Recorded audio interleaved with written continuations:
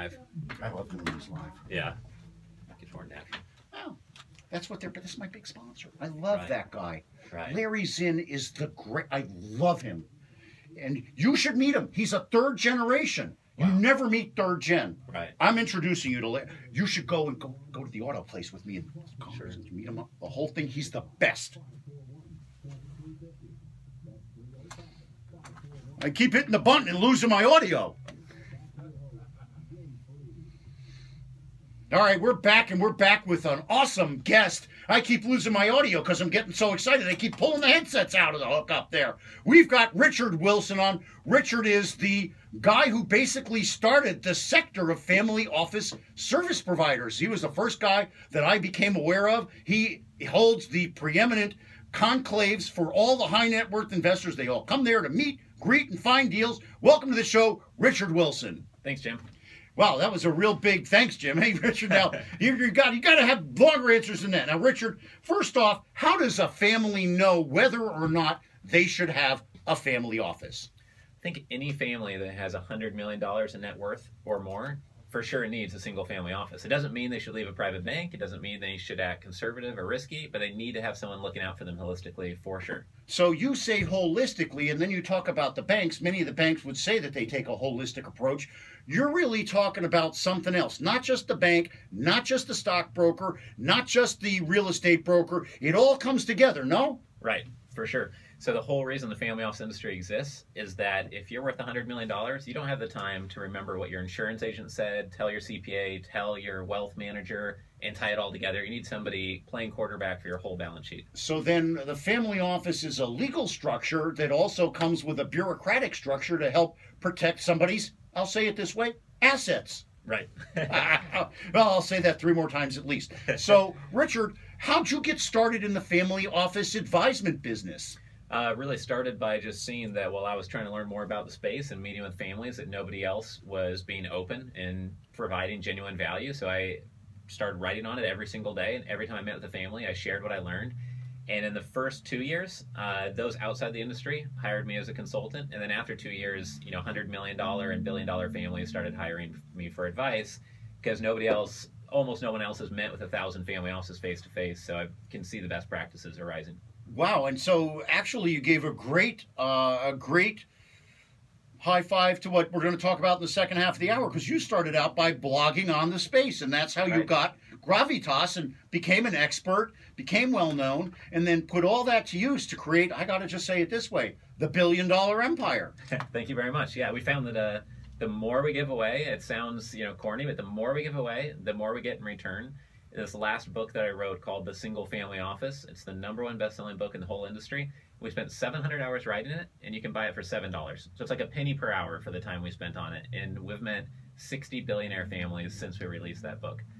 Wow, so it sounds to me like you got the book, I got the radio show. It looks like we got some business to do here. Now, Richard, you've interviewed the families, you've met them, you've had your conferences. What is the most effective service that needs to be, I'm going to rephrase, what is the most important service that needs to be provided when this family begins to put together its family office? The #1 most important thing, and the takeaway for anyone here, whether you're worth 10 million or 100 million. Takeaway alert, takeaway alert, takeaway alert. Is that you shouldn't do anything and spend any money or listen to anyone's advice until you've gone through about 50 to 70 questions on exactly where you're going and what your mission and values and goals and objectives are, so that you can design a 360-degree holistic plan. Otherwise, who cares, what somebody suggests or what your private bank says you should invest in? So you have to know exactly where you want to go before you start building that structure. So how many questions? 50 to 70 questions is what I go through with a client when I start with them. Yeah. Okay, well, it sounds like it's somewhat proprietary, so why don't you give me question #1, and we'll have them call you for the other 49. Actually, they're all in the book. Golly gee, but for $7 I get the answers then. Give them away, yeah. All right, well, give me one right now. So the best question is just how risk-adverse is the family, and that's interpreted very directly in what is your goal? Do you want to stay worth 100 million for 5 generations, or do you need a lot of income, or are you trying to go from 100 million? One of my clients is trying to go from a 350 million. He wants to be a billionaire in 12 years or less.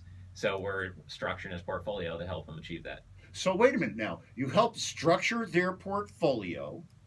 Do you also help them to identify potential transactions to invest in?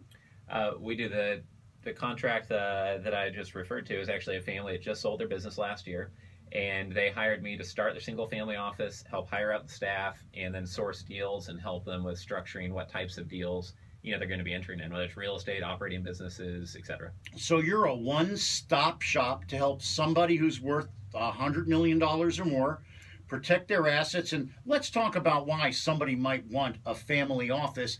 I've always been thought of the fact that a family office really is defined by being part of a family, because the one individual may have 100 million, 200 million, 300 million. Let's say he has 4 or 5 kids. Cut that up. Right. Suddenly the purchasing power and ability to invest in transactions really limited. And so is that why people do these family offices?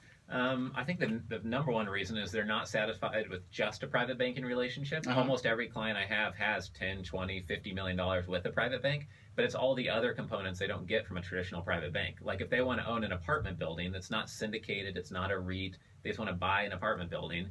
I walked through one today for one of my clients that he might buy directly and own directly, and just many times you're not going to get that through a private bank. Yeah, actually you won't. Right. Actually, you won't. You get that through me. But we talked about that earlier.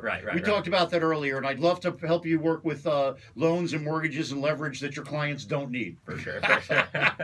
Now, Richard, you recently moved to Miami, and you renamed your firm the Miami Family Office. First of all, high five to you for getting that, and bad five to me for not doing it first. That was just awesome. That's like money in the bank. Now, you're based out in Key Biscayne. Right. Land of the rich and famous out there. Miami's expensive. Key Biscayne just blows it off the charts, I guess. How are you finding Miami as a place to build your business? I'm loving it, especially Key Biscayne, South Beach, parts of Brickell. Literally just going and take my daughter to preschool or going to the park. I meet family offices. Every about 10 days I'm meeting one. Do you wear like a sign that blinks that says, I'm the guy to see because I know how to protect your assets? I do have a little Family Crest golf shirt, so that helps sometimes. That's hilarious. Now wait, did you design that crest? Is that your legitimate family crest? It is legitimate. It's from 1586, and it's from England. And I was in a wooden shield growing up, all scratched up, and so I uploaded it to 99 Designs and did a $1,500 design contest, and they had the tongue stick out a bit further and some spiky hair, but it's our real crest, yeah. Oh wow, that is just awesome. So do you help I guess a lot of the families have family crests? Yeah, a lot of them do. Some don't. It depends what country they're from. But just to be super clear, because I think it'll be interesting for your clients to know this, is that the Miami Family Office is the brand we created for the single family office that I run for the family. And we're totally transparent on all the assets that they own. Okay. And so at themiamifamilyoffice.com, that's their organization. But I think it'd be fascinating for somebody to go there and they can see all the assets they own. Oh, so this actually shows a family what your consultations have helped somebody to create. It shows what's currently in their portfolio, yes, and what we're looking for. Right. Which I think many people will say, well, what are they looking to invest in? And it's like all that's detailed there. We don't have time to cover that here, but I think it'll be interesting to see an example of a single family office in the real world, because most of them don't have websites. And where is this again? Family? TheMiamiFamilyOffice.com. Okay, well, I'm writing that down. AC, did you write that down? All right, good. And I'm going to make sure that we work with you, and we're going to start coordinating our social with your social, I think. So Robert will be involved too. We're going to have some great stuff. And like I said, Johnny will be here in just a few minutes. You can meet Johnny, and maybe he can work with you and your families on some social stuff. So I guess that depending on the family, it's always a different investment plan.